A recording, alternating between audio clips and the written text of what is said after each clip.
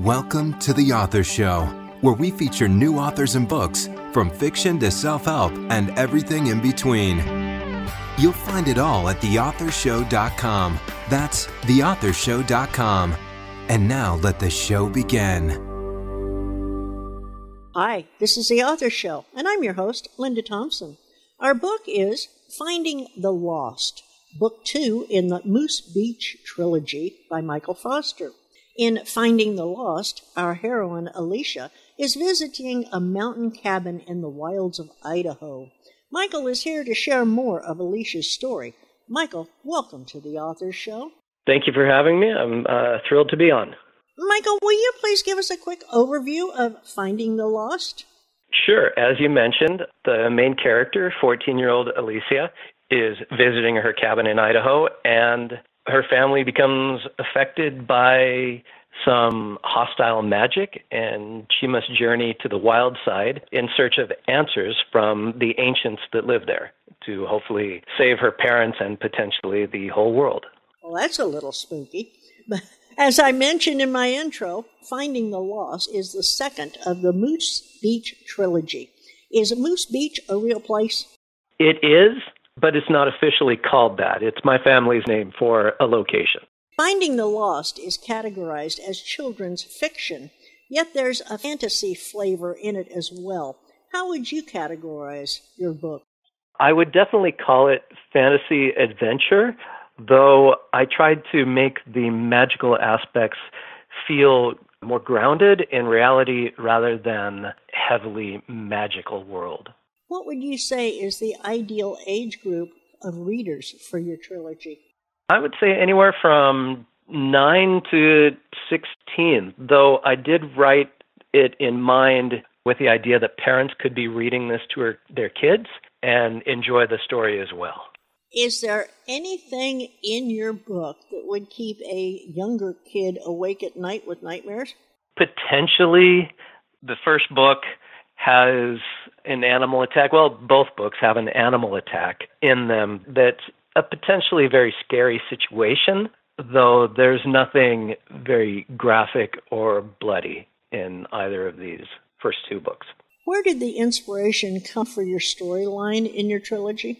Actually, it came from growing up and spending time at my own cabin in Idaho on a lake, and my wife suggested that I write a story about it one year, about 10 years ago, and I eventually got around to doing just that. Now when she gives me a task to do, she makes sure to put a timeline on it. So, it's like, you should take out the trash.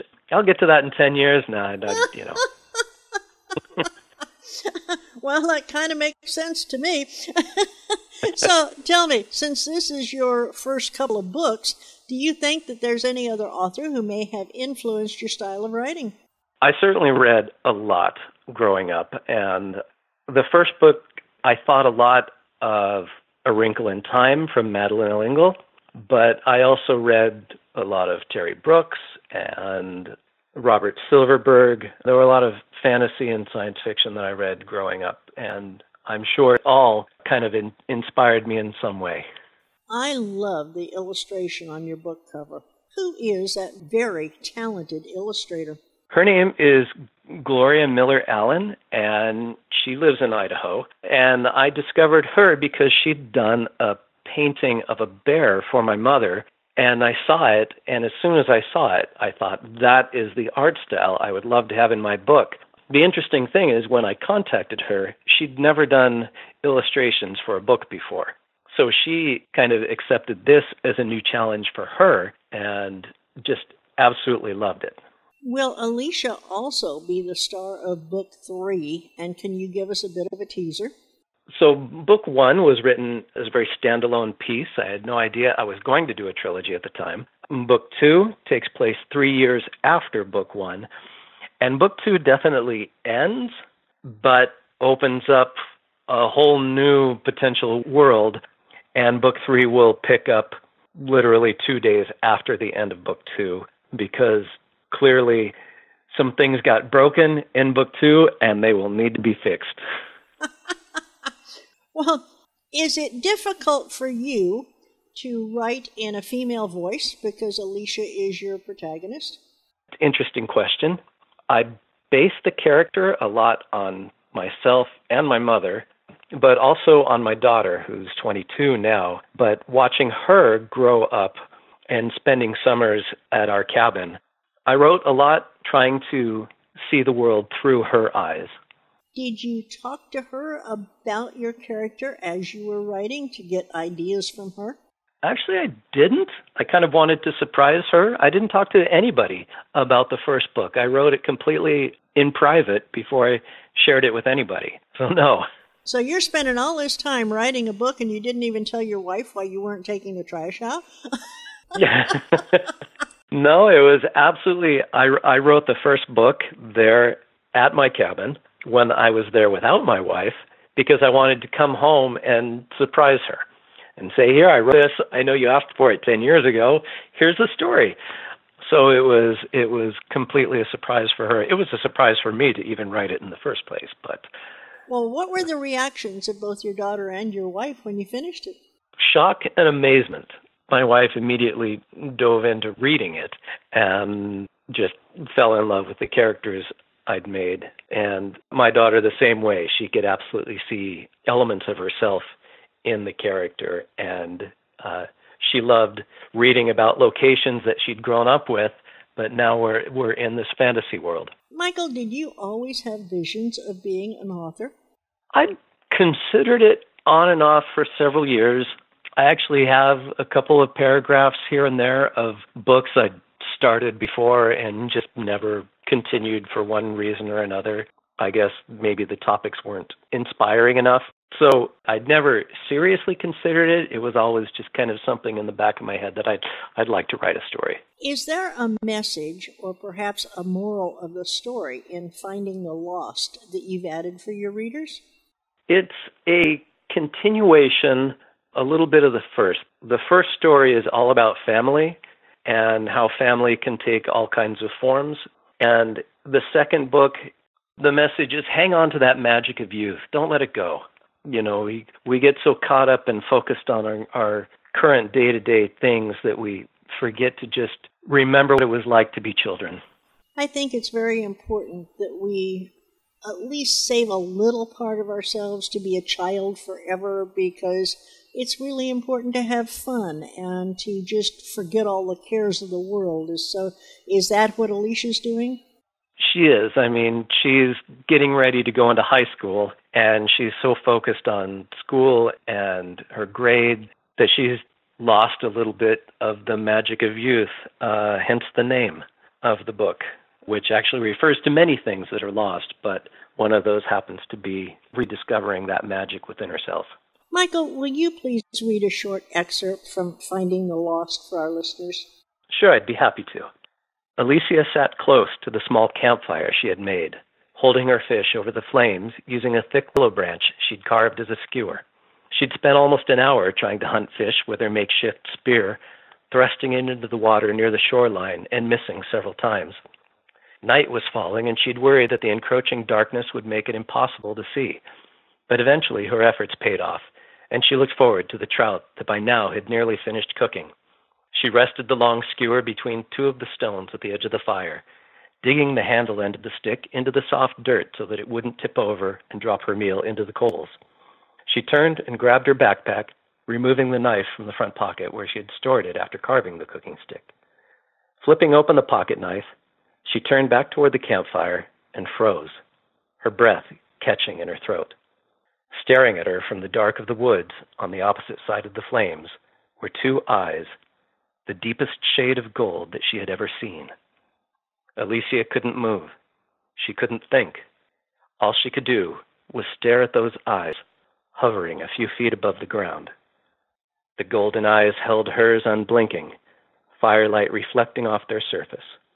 All the sounds of the woods seemed to have stopped, and the lights she had seen dancing through the trees were no longer visible.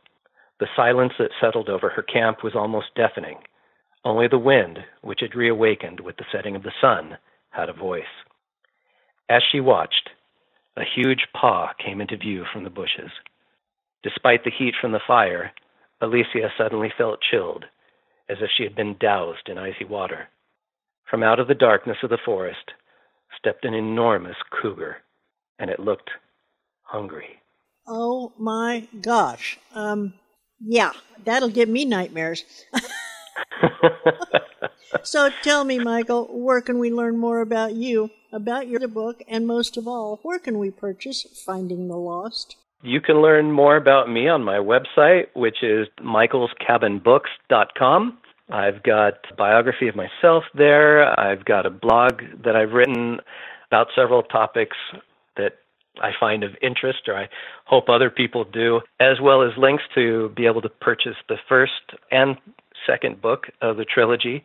And I also have some information there I wanted to share about the Wildland Firefighter Foundation. This is a organization based in Idaho, and 5% of all my royalties I am donating to the Wildland Firefighter Foundation. What they do is support the families that are left behind, especially with the amount of wildfires we've been having in California, what we're seeing in Australia, and in particular, the forest fires in Idaho, which almost destroyed my cabin. I felt I wanted to give back because these firefighters put their lives on the line, and a lot of them don't make it. This Wildland Firefighter Foundation helps those families that are left behind, and I think it's a very important fund, and I'm happy to support it, and I just wanted to bring attention to it. Absolutely. Thank you so much for that.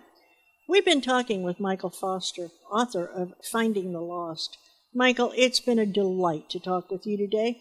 Thank you so much for sharing Alicia's adventure with us. I'm sure you captured the attention of a lot of our listeners, and I do hope that you'll come back again when you release the third book in your trilogy.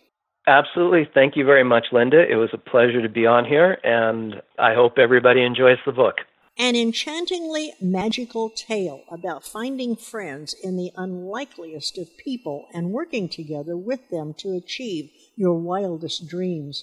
You just know you've got a winner when a 7th grade student writes a review like that. So if you would like to gift Michael's book to the young person in your life, visit michaelscabinsbooks.com and order your copy today, and know that you will also be supporting the Wildlife Firefighter Foundation. And please share this interview with your friends so that they too may become acquainted with our author. And remember that the Author Show may be accessed at any time at theauthorshow.com. Plus, selected interviews can also be found on the major podcasting platforms such as Apple Podcast, iHeartRadio, Spotify, Google Play, and many more. Whether you're an author who would like to be featured or a reader in search of new books, theauthorshow.com is a really great place to start. Thanks for listening to The Author Show. Find out more about authors and their work at theauthorshow.com. Theauthorshow.com. Tune in next time to another great author on The Author Show.